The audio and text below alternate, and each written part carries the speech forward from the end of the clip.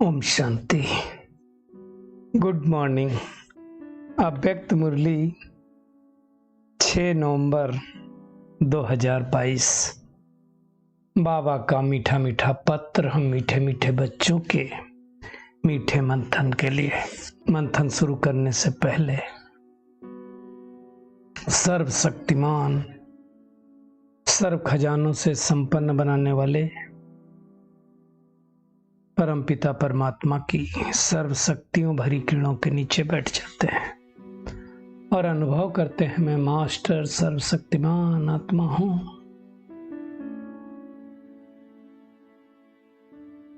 ये मुरली अव्यक्त बाप दादा के रिवाइज कोर्स 30 नवंबर 1992 की अव्यक्त वाणी है। मुरली का शीर्षक है सर्व खजानों से संपन्न बनो, दुआएं दो दुआएं लो। पिछले संडे की मुरली बाबा ने कहा था ना, क्या क्या खजाने मिले फिर बताएंगे, तो बाबा उसके बारे में बतला रहे हैं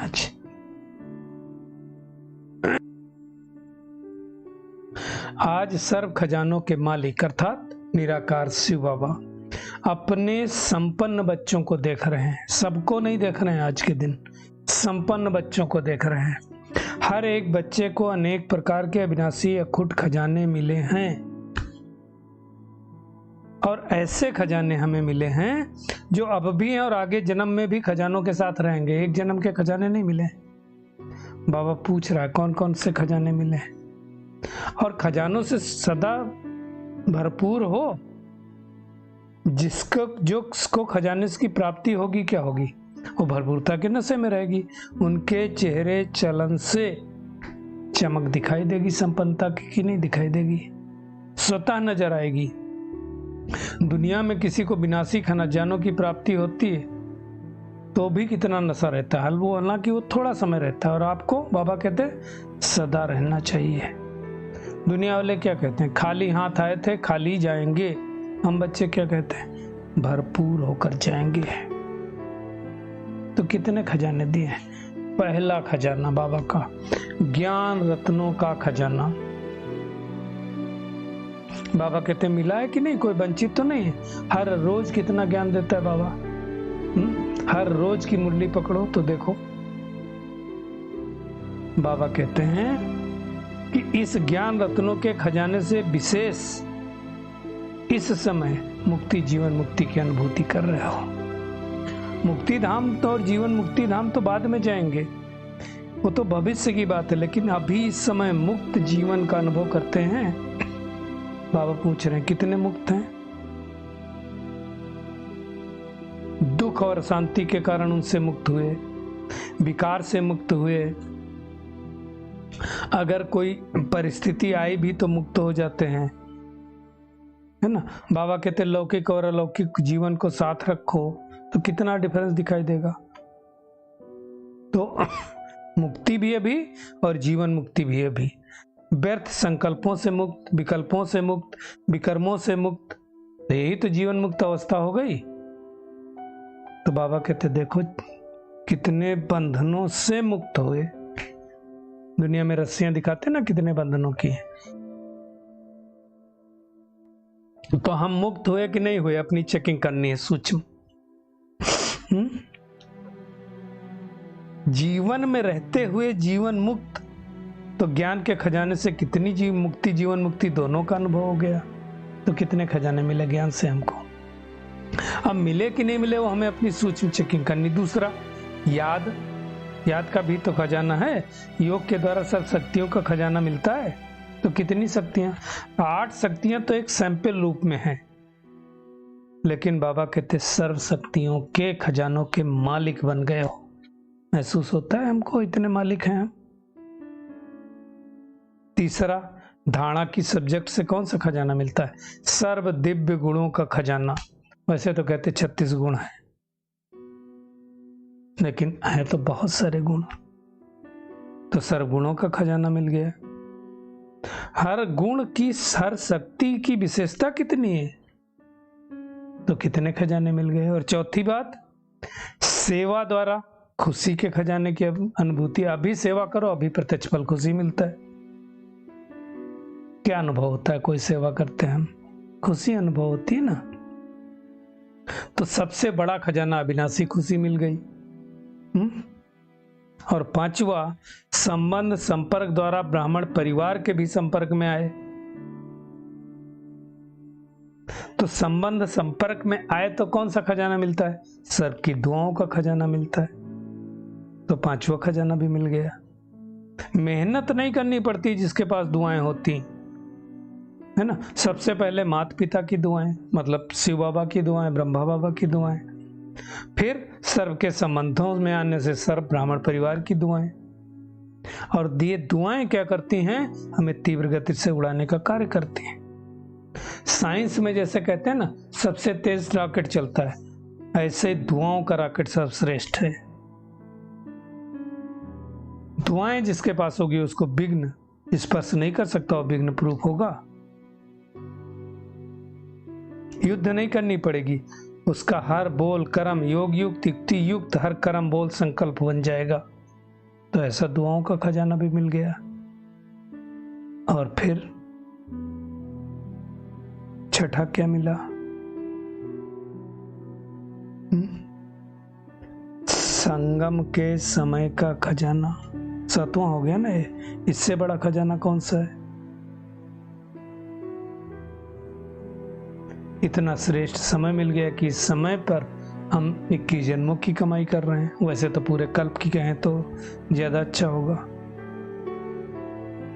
लेकिन बाबा कहता ये जो खजाने मिले, ज्ञान का खजाना, योग का खजाना, धारणा का खजाना, सेवा का खजाना है ना, संबंध संपर्क द्वारा ब्राह्मण परिवार द्वारा दुआओं का खजाना है ना, समय का खजाना, अब ये सारे खजाने मिले, परंतु इन खजानों को अपने अंदर समाने की शक्ति आई कि नहीं आई? भरपूर हैं, भरपूर आत्मा हिलेगी नहीं, और जो खाली होगी वो हिलती रहेगी। इसलिए कहा जाता है आधा जल गगरी चलकत जाए।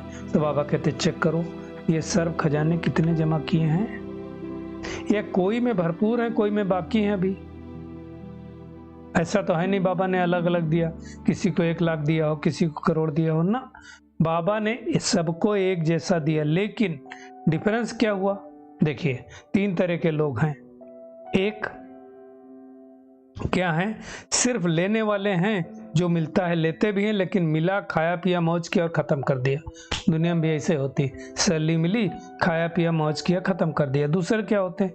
जो मिला उसको जमा किया, खाया पिया मौज भी किया और जमा भी किया, वो भी किया। और तीसरे क्या है? जमा भी किया, खाया पिया भी, लेकिन मिले हुए खजाने को और बढ़ाते गए। बढ़ता कैसे? बांटने से। तो बाबा कहते तो चेक करो तीनों में से आप कौन है, पहले नंबर वाले, दूसरे नंबर वाले, तीसरे नंबर वाले। पहला नंबर वाला तो कोई नहीं होगा, कम से कम दूसरे नंबर के हैं तो तीसरे में जाने की कोशिश करो। तो बाबा कहते हैं इन खजानों को जितना स्व के प्रति अन्य के प्रति यूज करते जाएंगे उतना बढ़ता जाएगा। खजाने की चाबी क्या हो गई? यूज करना। पहले स्व के प्रति फिर दूसरों के प्रति यूज करेंगे ना तो बढ़ेगा। एक होते हैं सुनने वाले, दूसरे होते हैं समाने वाले। समाना अर्थात समय पर कार्य में लगाना, तो हम अनुभव के अथॉरिटी बन सकेंगे। रिपीट खाली नहीं करना है, समाने की शक्ति को धारण करना है, तब होगा।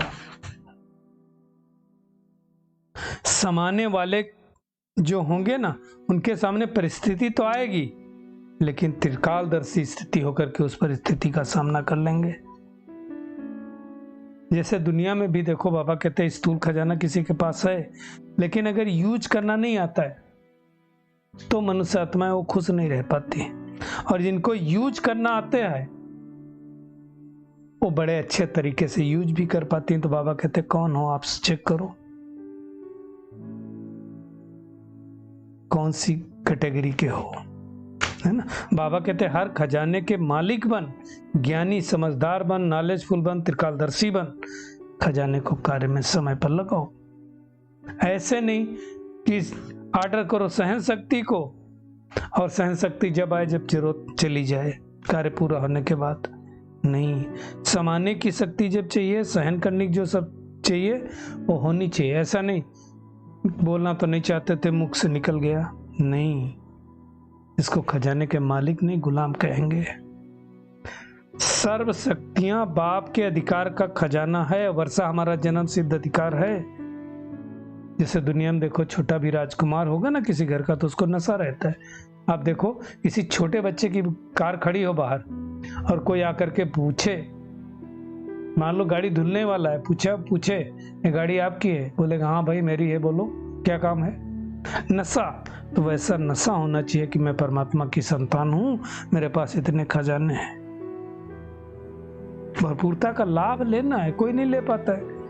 कईयों को स्थूल धन होता है तो भी यूज करने का तरीका नहीं आता है। तो बाबा कहते हैं सिर्फ खाली सुनने वाले नहीं बनो, यूज करने की विधि द्वारा सिद्धि को प्राप्त करने वाले बनो, तो अनेक जन्मों की सद्गति प्राप्त होगी। दिव्य गुण भी बाबा ने दिए, बाप का वर्षा है, तो उस वर्षे को कार्य में लगाओ। जितना लगाएंगे उतना बढ़ता जाएगा। बाबा ने कहा कई लोगों को ऑर्डर करना भी नहीं आता, दूसरे को भी काम नहीं ले पाते, कहूं नहीं कहूं, पता नहीं मदद मिलेगी नहीं मिलेगी। अपना खजाना है ना, बाप का खजाना, अपना खजाना, क्यों नहीं मिलेगा? तो समय पर यूज करना है। बाबा कहते हैं अगर कोई समझदार हो भी लेकिन बेसमझी का कार्य करेंगे तो उसको ज्ञानी कहेंगे क्या? नहीं, जब जिस समय जिस खजाने की जरूरत हो उस समय यूज करना, इसको ज्ञानी तू आत्मा कहेंगे। हर समय हर कार्य हर कर समझ से करना। तो बाबा कहते हैं आप तो महान समझदार हो, तो चेक करो मैं ज्ञानी तू आत्मा कहां तक बना। क्योंकि कहते तो सभी हम लक्ष्मी नारायण बनेंगे, राम सीता तो कोई बनना नहीं चाहता है। तो लक्ष्य प्रमाण लक्षण भी चाहिए ना, तब तो हम आगे बढ़ पाएंगे। फिर बाबा कहते हैं दुआएं किसको मिलती है? दुआएं उन आत्माओं को मिलती हैं जो खुद संतुष्ट रहती है और सबको संतुष्ट करती है। जहां संतुष्टता होगी वहां दुआएं होंगी। बाबा कहते कुछ ना आता हो, भाषण भी नहीं कर पाते हो, सब शक्तियों को कंट्रोल करने में भी मेहनत लगती है, छोड़ दो, एक काम करो, दुआएं दो, दुआएं लो, बस। तो कल या आज पूरा दिन, एक दिन हम ये काम करेंगे। सवेरे अमृत वेले से लगा के रात तक दुआएं देनी और लेनी। एक दिन करके बाबा ने कहा देखो कैसा पुरुषार्थ रहा, किस तरह का हो, तो क्या होगा? बाबा कहते हैं दिव्य गुण दिव्य शक्तियां अपने आप आ जाएंगी।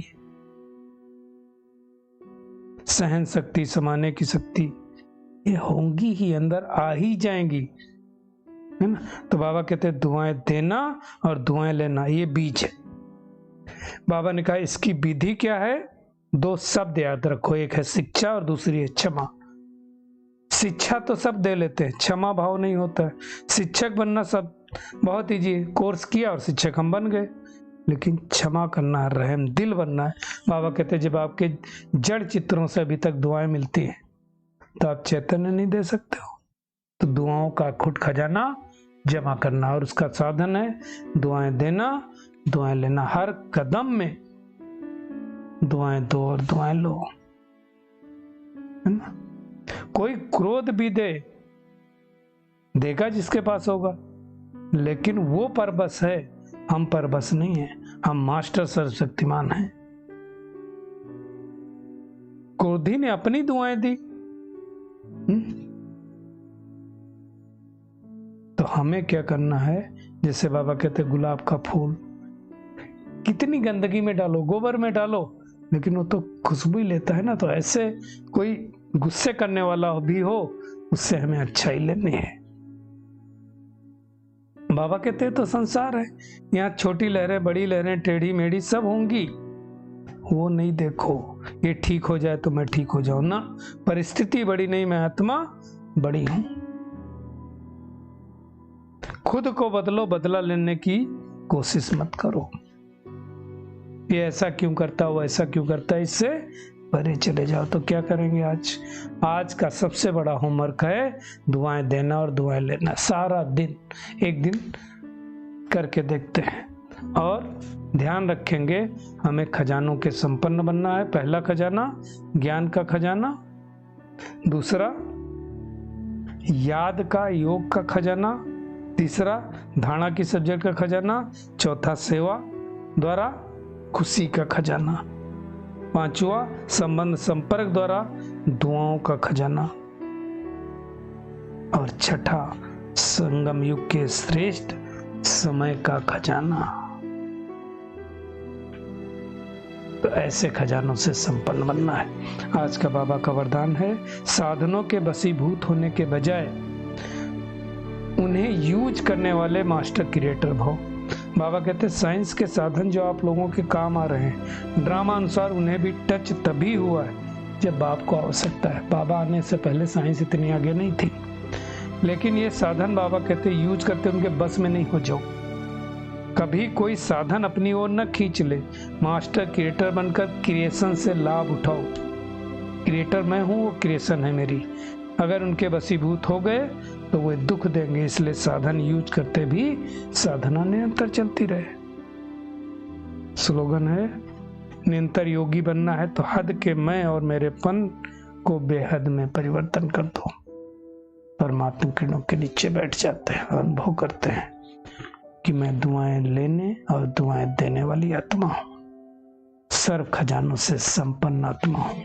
चाहे ज्ञान का खजाना हो, चाहे योग का खजाना, चाहे धारणा का, चाहे सेवा का, चाहे संगम के समय का खजाना हो, चाहे ब्राह्मण परिवार द्वारा दुआओं का खजाना हो, सर्व खजानों से मैं संपन्न आत्मा हूं।